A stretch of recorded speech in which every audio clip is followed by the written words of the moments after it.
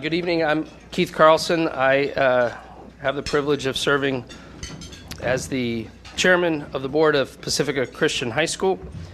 Many people who have expended a tremendous amount of time and energy to create Pacifica are here. I'm not going to go through the entire group, but thought leaders, faith leaders, and just those with energy and a willingness to serve and to give, to support what we do are all here, and I thank you and all of your guests for being here. Some time ago, David O'Neill, our faithful head of school, and I had a wee dram poured, which is why we will end the evening with a wee dram, or two.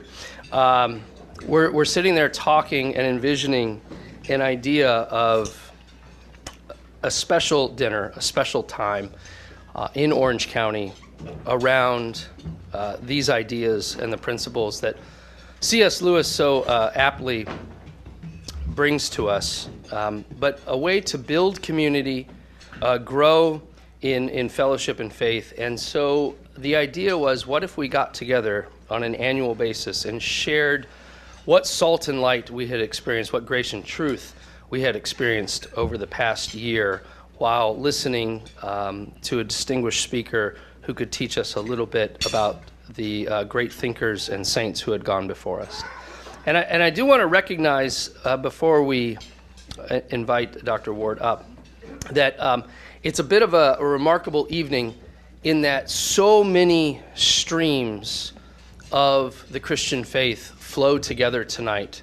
We have leaders from the Orthodox Church, the Catholic Church, the Baptist Church, the Evangelical Church, the Anglican Church. All different traditions come together to share a common meal and to learn a little bit more about Lewis and what he called mere Christianity. There's so much faithfulness gathered together in this room. It really does warm David and I's heart, and I think everyone joins in that joy. And our vision for the 200 that are here for our inaugural dinner is that we might double in size in the years to come. It's both a vision and a dare. So thank you so much for all of the table hosts that have sponsored a table. We would invite the guests to think maybe next year we will too, and we'll have to have even a bigger venue. So we invite you into that. You can arrange for that with our team at Pacifica as we prepare for next year's second annual Lewis dinner. But we're not done with tonight's dinner, are we? Yes. I want to introduce our main speaker, our keynote address. Father Dr. Michael Ward has not only traveled the world to speak to us tonight, he has traveled academically and theologically as well. From the spires of Oxford, through the hills and dales, or maybe just one dale, of Michigan, to our humble, non-denominational high school in Orange County, California, where some of our buildings are over 30 years old. As he once taught me, in England, 100 miles is a long distance. And in America, 100 years is a long time. Well, tonight at the historic Ebel, we have an Englishman who has traveled over 100 miles to speak in a building designed 100 years ago. And all of it's happening in Orange County.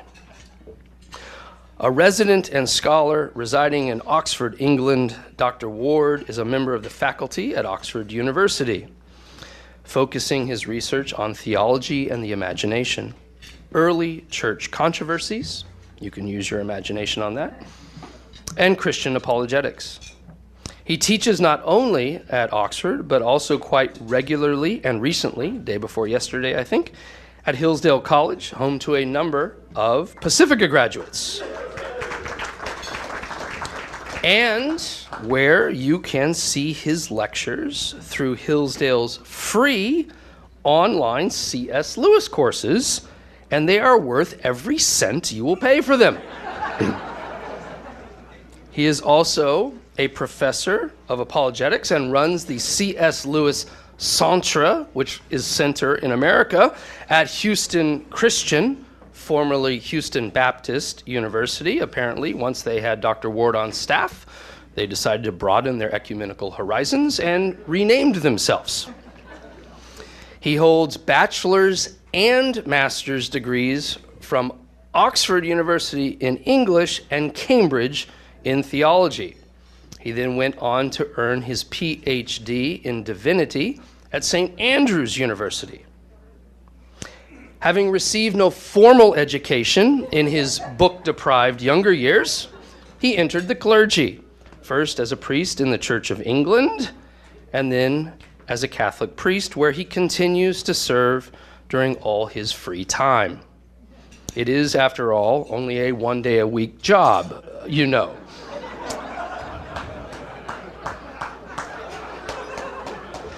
All of the non-clergy are applauding. You shall work Sunday to Sunday night and enjoy 6 days of rest, saith the Lord. Which gives him ample time to write books, simple, breezy books that, for the first time ever, explained the medieval cosmology undergirding the imaginative structure of Lewis's children's books, The Chronicles of Narnia. His book, titled Planet Narnia, was a revolution in Lewis scholarship and ensconced Dr. Ward's star in the Lewis heavens, but not in space. More recently, he published After Humanity, which is a 198-page guide to understanding Lewis's 81-page Abolition of Man. I read both books, and I understood one.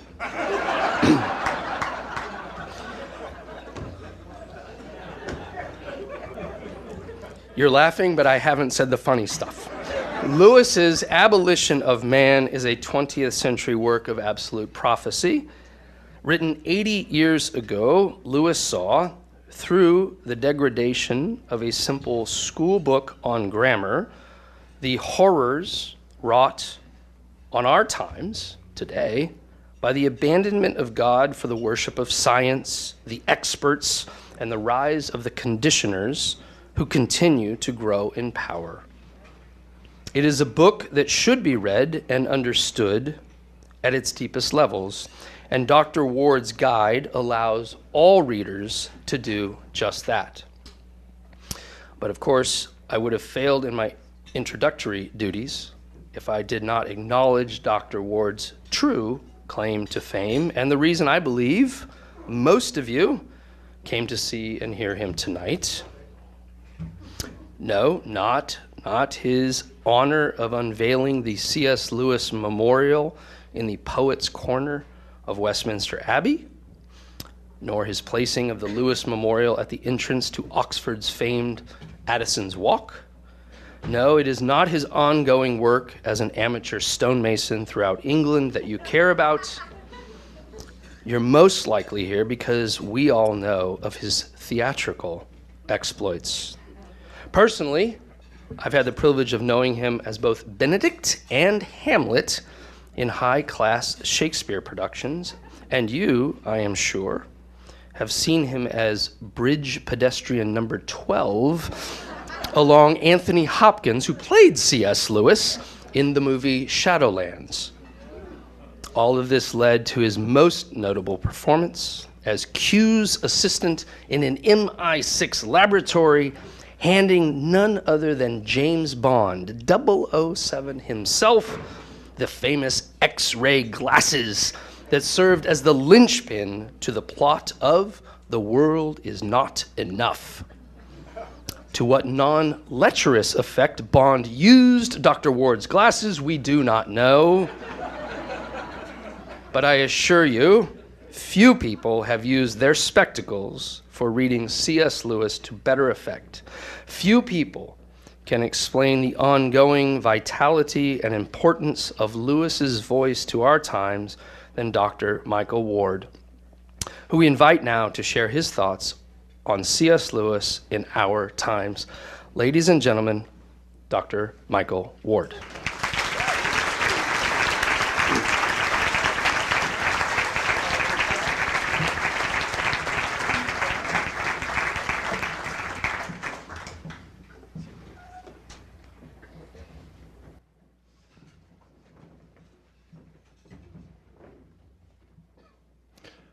Good evening. Keith, you shouldn't. Whatever it was you were doing, stop it. You might not be able to see in this light, but I'm wearing a bow tie, which is dark blue with white spots. It was Churchill's favourite tie. This particular tie was not Churchill's. It belongs to someone who has done perhaps even more for Western culture than Winston Churchill, namely Keith Carlson, who lent it to me kindly this afternoon when I realised that I didn't have a bow tie with me. So thank you at least for that, Keith. It's called the Blenheim tie for some reason. Blenheim is the palace in Oxfordshire in England, which is the family seat of the Churchill family. Blenheim Palace is the place where Churchill, he said, made the two most important decisions of his life. One, to be born, and the other, to get engaged to be married. That, by the way, is all the jokes you're going to get in this talk. The rest is going to be misery and tears. But I hope not entirely unproductive. Love is tears. Waterfalls in the Chronicles of Narnia and the Abolition of Man. Most people know Narnia, the 7 chronicles thereof. Relatively few people know the Abolition of Man. Everyone knows waterfalls. And it's waterfalls that I want to focus on this evening, especially what waterfalls mean symbolically in Lewis's imagination. C.S. Lewis was, as you know, an academic, a writer of fiction, a great Christian apologist. I think it's helpful to put Lewis also in the category of poet. And it's the poetic symbolic value of a waterfall that will be my main concern in this talk. So first of all, let's have a quick look at waterfalls in Narnia. In the first book, you may remember, the story opens with an accursed 100-year winter. So there is no flowing water. Lucy, the heroine of the story, we're told, looks at the dazzling brightness of the frozen river with all its waterfalls of ice. A bad start. But at the coming of the Christ-like Aslan, the waters begin to flow forth. And the story unfolds in a beautiful way. And 6 other stories follow in its wake. The last of them, the last battle, begins and ends with a most majestic waterfall. Let me quote you a long passage towards the end of the last battle, when Narnia has been destroyed and recreated. The days of judgment have fallen upon the world, and then it has been remade. And now in the resurrection life, the children and all the other characters saw before them Cauldron Pool, and beyond the pool, the high, unclimbable cliffs. And pouring down the cliffs, thousands of tons of water every second, flashing like diamonds in some places, and dark, glossy green in others, the great waterfall. And already the thunder of it was in their ears. "Don't stop! Farther up and farther in," called Farsight, tilting his flight a little upwards. "It's all very well for him," said Eustace. But Jewel also cried out, Jewel the unicorn, "Don't stop! Farther up and farther in. Take it in your stride." His voice could only just be heard above the roar of the water, but next moment everyone saw that he had plunged into the pool, and behind him, with splash after splash, all the others did the same. The water was not bitingly cold, as all of them expected, but of a delicious, foamy coolness. They all found they were swimming straight for the waterfall itself. Jill reached the foot first, but Tyrion was only just behind him. Jill was last, so she could see the whole thing better than the others. She saw something white moving steadily up the face of the waterfall. That white thing was the unicorn. You couldn't tell whether he was swimming or climbing, but he moved on, higher and higher. The point of his horn divided the water just above his head, and it cascaded out in two rainbow-coloured streams all round his shoulders. Just behind him came King Tyrion. He moved his legs and arms as if he were swimming, but he moved straight upwards, as if one could swim up the wall of a house. But before Jill had time to notice all these things fully, she was going up the waterfall herself. It was the sort of thing that would have been quite impossible in our world. Even if you hadn't been drowned, you would have been smashed to pieces by the terrible weight of water against the countless jags of rock. But in that world, you could do it.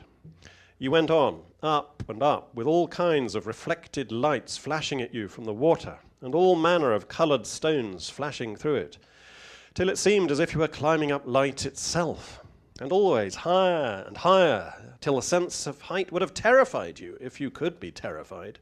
But here it was only gloriously exciting. And then, at last, one came to the lovely, smooth, green curve in which the water poured over the top, and found that one was out on the level river above the waterfall.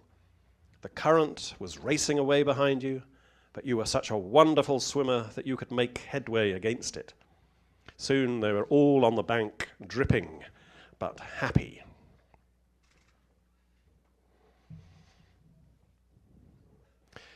The abolition of man also opens with a waterfall.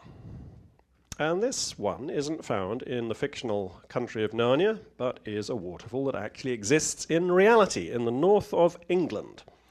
It's called the Coralline Waterfall. Here's a portrait of it. And in the 19th century, the great romantic poet Samuel Taylor Coleridge visited the place with William Wordsworth. C.S. Lewis opens The Abolition of Man by discussing Coleridge's visit to the waterfall, where he listened in on the conversation of two tourists who were present. One called the waterfall sublime, and the other called it pretty. And Coleridge mentally endorsed the first judgment, sublime, and rejected the second with disgust. And Lewis uses this episode as a way to kick off his argument about whether value is objective or subjective. How would you describe a waterfall that looked like this? Would you say it was a mere trickle? Would you liken it to drips from a tap? Hardly. It's obviously something more than that. It's evidently a tourist destination apart from anything else. It's impressive. It's attractive. Now, we could debate the precise term that best describes this waterfall. Is it pretty or is it sublime? Or something in between? But the point Lewis is trying to make by starting the abolition of man with this waterfall is that it exists outside our heads. It's objective. It's there, standing before us. We haven't made it up, and we ought to use language about it that matches the thing we observe. It's not a dribble. It's majestic. And if we say it doesn't matter what language we use, we've taken a very dangerous step. In fact, we've adopted a philosophical attitude called subjectivism. In subjectivism, the waterfall has no objective nature of its own that we can, more or less accurately, describe. No, the waterfall is simply whatever we wish to say it is. We, as subjects, determine its nature and its value. If we say it's awe-inspiring, as we might choose to, well, we're not really saying anything about the waterfall, but only something about our feelings. Thus, subjectivism. And that's Lewis's target in The Abolition of Man. He wants to argue that value is not subjective. It's objective. Values do exist outside our heads.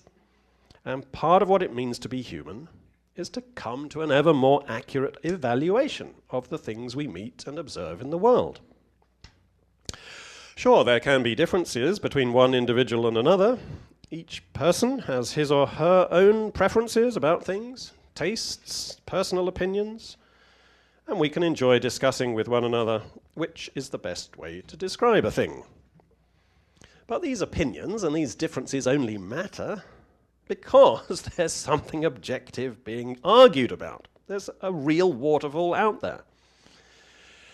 The world is a common space that we all together inhabit. It's not just a projection from our own minds. If I insist on asserting that it is a projection from my own mind, I will soon become pretty intolerable to live with. I may end up in prison, or even in a lunatic asylum, if I press on down that line of subjectivism thoroughly enough. And that's why Lewis calls his book The Abolition of Man. Our humanity is at stake. Subjectivism destroys what makes us human. It leads to a kind of blindness in which we can't see what's there in front of us, preferring only what we want to see in front of us. There's none so deaf as those who don't want to hear, so the proverb goes. There's none so blind as those who don't want to see. The Coralline waterfall is where Lewis starts his argument. This waterfall is called the Blue Cotton Waterfall. It's in East Java, Indonesia. And it's this picture that I chose to go on the cover of my guide to the abolition of man, that 198-page guide called After Humanity. And as it happens, there's a tie-in edition of The Abolition of Man that the C.S. Lewis estate kindly brought out to go with the guide. And both of these books are available at a very reasonable price. Why did Lewis start with a waterfall in The Abolition of Man? He could have chosen any number of other examples of subjectivist perception. I suspect it's because the waterfall suggests many important meanings that are relevant to Lewis's project in that book and throughout his work. We must remember that Lewis had always wanted to be a poet. And in fact, the first two books he ever published were volumes of poetry. They didn't succeed, as it happens, either commercially or critically, and Lewis gave up his ambition to be known principally as a versifier. But he certainly didn't give up on his poetic gifts. He transferred them into his prose. And he became interested in waterfalls, I think, because they are powerful images of things he wants to talk about and get his readers thinking about. And it's not just in Narnia and the Abolition of Man that he puts memorable waterfalls before us. There's one also in The Great Divorce. You remember how The Great Divorce is a dream about the afterlife. And in this dream, Lewis imagines himself standing on the outskirts of heaven. Heaven is pictured as a lovely natural landscape with rivers and green pastures and forests. Lewis writes this: an immense yet lovely noise vibrated through the forest. Hours later, I rounded a bend and saw the explanation. Before me, green slopes made a wide amphitheatre, enclosing a frothy and pulsating lake, into which, over many coloured rocks, a waterfall was pouring. Here, once again, I realized that something had happened to my senses, so that they were now receiving impressions which would normally exceed their capacity. On Earth, such a waterfall could not have been perceived at all as a whole. It was too big. Its sound would have been a terror in the woods for 20 miles.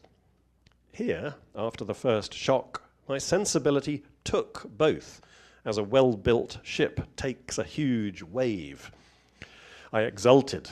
The noise, though gigantic, was like giants' laughter, like the revelry of a whole college of giants, together laughing, dancing, singing, roaring at their high works.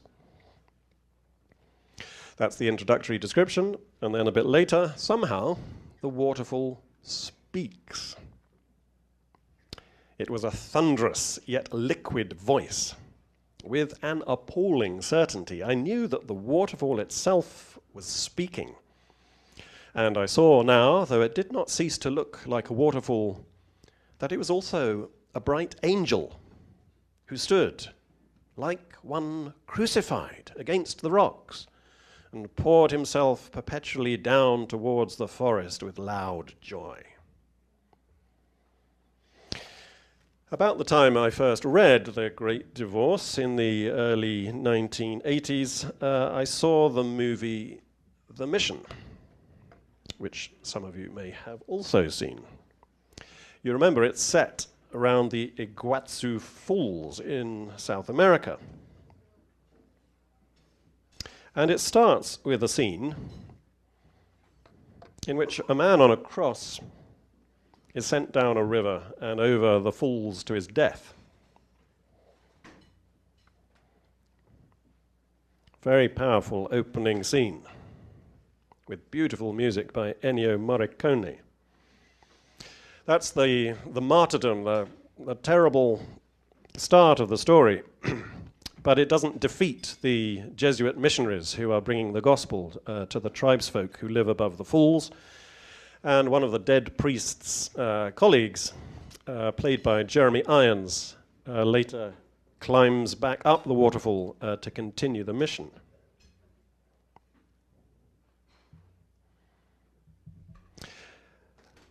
The abolition of man is about objective value, about how things out there in the real world merit particular responses from us by virtue of their given nature, even if they cost us a lot in recognizing that nature. And not just waterfalls either, but moral actions too. One of Lewis's main examples is patriotism. Loving one's own country is good. There's never been a human society in history in which traitors and deserters have been praised. Yes, indeed. But what about when one's homeland comes under attack from an enemy? You might get injured or even killed in defending your country from an invader. And why would you do that unless you really believe that it was objectively good to do so? Lewis quotes a Latin tag from the ancient Roman poet Horace, dulce et decorum est, pro patria mori. It's sweet and fitting to die for one's country. The individual soldier dying on the battlefield won't probably find it subjectively sweet. On the contrary, it will probably be bitterly painful. But objectively, the hero who puts his life on the line to defend his homeland has indeed done something sweet and fitting. Lewis knew what he was talking about. He served in the British Army during the First World War and was very nearly killed in the trenches of France. During the spring offensive of 1918, Lewis was blown up in his trench by a shell. And Lewis writes of the moment just after he had been hit when I found, or thought I found, that I was not breathing and concluded that this was death. I felt no fear and certainly no courage. It didn't seem to be an occasion for either. The proposition, here is a man dying, stood before my mind as dry, as factual, as unemotional as something in a textbook. Why did Lewis sign up to serve in the army? He was a volunteer. He wasn't conscripted. And as an Irishman, he could probably have avoided service altogether. He signed up because he believed the war was objectively worth fighting. It would be an objectively good thing for him to do. It might subjectively inconvenience him. It almost certainly would. It might wound him. It might even kill him. So what? It was the right thing to do. And he had to summon the determination and courage to see through what would be a difficult and painful duty. After he was hit, Lewis spent about 6 months recovering from his injuries bits of the shrapnel that peppered him when the shell exploded, he carried around in his body for decades afterwards. The distinguished historian of Victorian England, G.M. Young, was fond of remarking that in order to understand a figure from the past, a good question to ask is, what was going on in the world when he was 20? This is a line, by the way, that is often incorrectly attributed to Napoleon. That's because everyone's heard of Napoleon and no one's heard of G.M. Young. But it's interesting and relevant to Lewis's own story and why he pays so much attention to dulce et decorum est. Lewis turned 20 in the same month that the Great War Armistice was signed. He presents death for a good cause as the critical test of objective value. For him, as for so many of his generation, the meritoriousness, or otherwise, of dying for one's country wasn't merely an intellectual matter, it was an emotionally charged question that was raised every morning by the presence of an empty chair at the breakfast table. One's willingness to suffer for the good was the crucial experiment of whether one really believed in objective value. Because if it wasn't really objective, you'd just change your tune when the going got tough. You'd find some way to compromise and tell yourself that in your case it didn't really matter. The abolition of man ends with words from John's Gospel.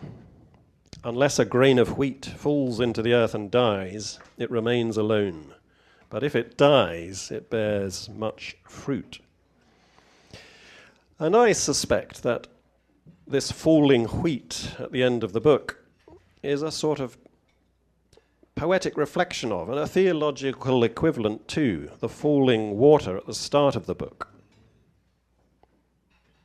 It's a kind of microcosm, the wheat falling into the ground, of the incarnation of Christ.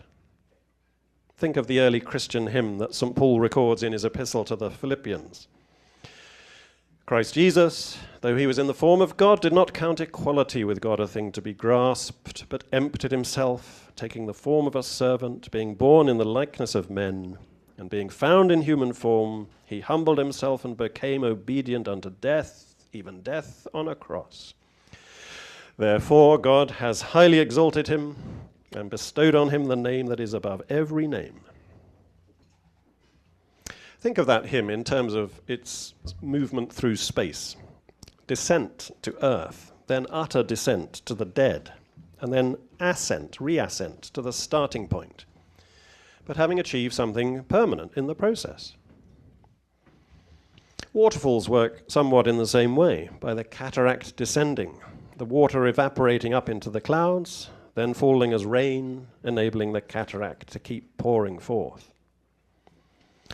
In one of the Narnia books, The Silver Chair, the whole structure of this story is shaped in a similar fashion. It's a V-shaped narrative. Starts up in Aslan's country, you may remember. Then the children fall or get blown down into Narnia. They go further down into the underworld, with a glimpse down even further to Bism, this subterranean world. Then they come back to the underworld, to Narnia, back to Aslan's country. And it seems that in Lewis's view, that basic shape of the presentation of the moral life, down further, up higher than before, having accomplished something new and unchangeable, is the basic pattern of the way of love. It's no accident that the spare room where the wardrobe stands in the first Narnia tale, is reached by 3 steps down and 5 steps up. Christ Jesus goes through death, down, and then up the other side, so to speak, to a new kind of life, a kind of life which doesn't erase from history his experience of suffering and death, but is able to incorporate that experience into a richer mode, a new key, meaning that his wounds remain visible even after his resurrection. The risen Christ bears in his body the marks of the nails and the wound from the spear. Jesus shows the disciples his hands and his feet. He tells Thomas, "Put your finger here. See my hands. Reach out your hand and put it into my side." A real price has been paid. And hence Lewis repeatedly throughout his works refers to that verse in the book of Revelation about the Lamb standing as though it had been slain from the foundation of the world. Even in heaven, the wounds remain, testifying to the strength of divine love for humanity. As Lewis puts it in The Problem of Pain, we were made not primarily that we may love God, though we were made for that too, but that God may love us. And what does it mean to love? According to Lewis in The Four Loves, to love at all is to be vulnerable. To love at all is to be vulnerable.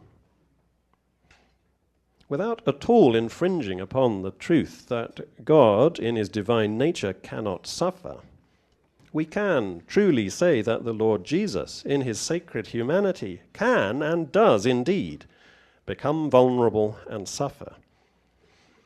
He weeps for Lazarus. He asks the woman at the well for a drink. And on the cross he cries out, "I thirst."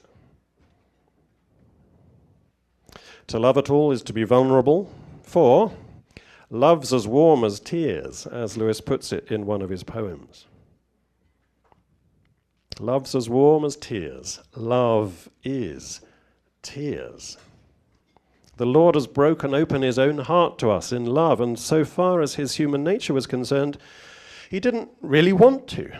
He knew it would involve suffering, and so he prayed earnestly that the cup of suffering would pass from him. Yet not my will, but thine be done. And so, as Isaiah 53 has it, he poured out his soul unto death. Lewis spent 30 years and more teaching at Magdalen College, Oxford. He then spent the rest of his career at Magdalen College, Cambridge. Magdalen, by the way, if you don't know, is how we in England, for some reason, pronounce Magdalene. Magdalen. And he was pleased that when he transferred from Oxford to Cambridge, he continued under the same heavenly patroness, St. Mary Magdalene. She's the patron saint of both these colleges. Mary Magdalene, Lewis said, must understand my constitution better than a stranger would. In a letter, Lewis wrote, "The allegorical sense of Mary Magdalene's great action dawned on me the other day. The precious alabaster jar which one must break over the holy feet is one's heart. Easier said than done. And the contents become perfume only when it is broken. While they are safe inside, they are more like sewage. All very alarming."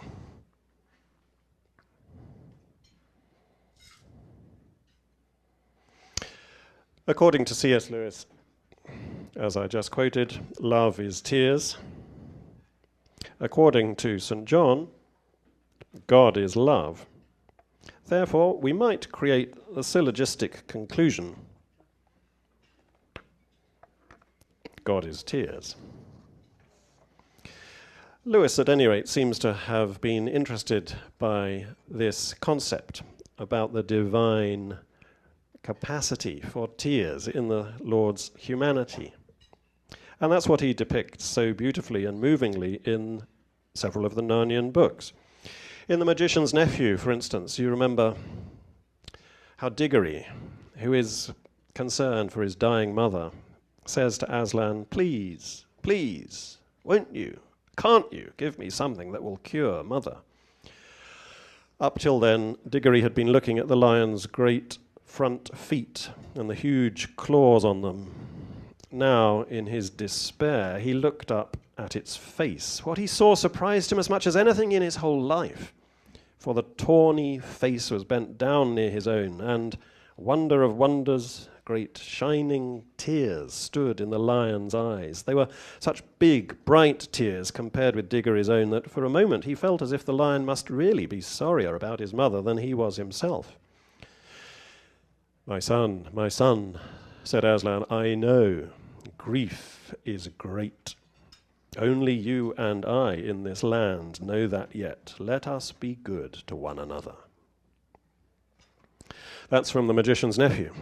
There's a similar moment in The Silver Chair, when, near the very end of the story, the land of Narnia floats off into the air like wreaths of smoke, and the children find themselves standing on the mountain of Aslan, beside a fair, fresh stream. But the strange thing was that the funeral music for King Caspian still went on, though no one could tell where it came from. They were walking beside the stream, and the lion went before them. And he became so beautiful, and the music so despairing, that Jill did not know which of them it was that filled her eyes with tears. Then Aslan stopped, and the children looked into the stream, and there, on the golden gravel of the bed of the stream, lay King Caspian, dead, with the water flowing over him like liquid glass. His long white beard swayed in it like water weed, and all three stood and wept. Even the lion wept. Great lion tears, each tear more precious than the earth would be if it was a single solid diamond.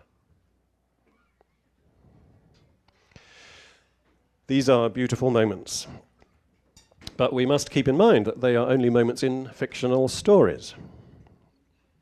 And they work in the fiction only because they reflect something of reality. The glorious truth is that Lewis was able to weave such beauty into his stories because it was a reality he knew in his spiritual life, and especially in his experience of Christian worship. Our most joyous festivals, Lewis wrote, center upon the broken body and the shed blood. And there is thus a tragic depth in our worship which cannot and must not be avoided. Our joy, he says, has to be the sort of joy which can coexist with that. And our discipleship, likewise, has to be the sort of discipleship which can coexist with that. Hence, in The Last Battle, King Rilian and the noble unicorn Jewel realize that it would indeed be better to die for the true Aslan than to stay alive by treachery and defection. Goodness and power are not the same thing. Or to put it another way, powerlessness is not necessarily an evil. Indeed, there are circumstances in which choosing the ultimate form of powerlessness, death, may be the right way to go. Might is not right. The Narnians find themselves in this novel in a situation in which it would indeed be sweet and fitting to die, or at least in which it would be unfitting and sour to stay alive. Pain is an evil. War is horrible. Lewis is in no doubt about those two facts. Yet treachery and dishonor are worse than either. And so it may indeed be sweet and fitting to die for one's country, as Lewis very nearly did as a young man in the Great War. A few years after his near-death experience, he gave a glimpse of what is perhaps evidence of delayed shock about that horrible experience. He wrote in his diary in 1922, I woke up late this morning in such a state of misery and depression as I never remember to have had. There was no apparent reason, really rather ridiculous. I found myself in tears for the first time for many a long day while dressing. I concealed this as well as I could and passed it off after breakfast. And it passed off after breakfast. This is one of the very few occasions when Lewis is on record as weeping. And it's noteworthy that he conceals it and tries to pass it off. He's still a young man, not fully able to realize that tears can be a good and honorable thing. Later in life, he reproaches himself for such emotional reserve, writing to a friend, Cecil Harwood, whose wife Daphne was dying of cancer. He signed off the letter with the words, "Love to you both. I wish it were of better quality. I am a hard, cold black man inside, and in my life have not wept enough." It's one thing to know intellectually that dulce et decorum est pro patria mori, sweet and fitting to die for one's country. You can argue to that philosophically well enough. It's another thing, in fact, to pour out oneself as a libation, as St. Paul says of himself in his second letter to Timothy.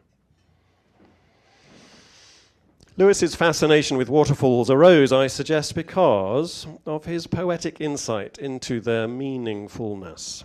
Great cataracts are beautiful, simply at the visual level, but at the spiritual level, they're even more beautiful, symbolizing something of the everlasting mercy of God. And insofar as a waterfall remains the same shape while constantly changing in content, it reflects what Augustine said of God's beauty, that it is ever ancient, ever new. At the end of the last battle, we read that Aslan himself was coming, leaping down from cliff to cliff like a living cataract of power and beauty. He comes down to beckon the children to come up, and further in.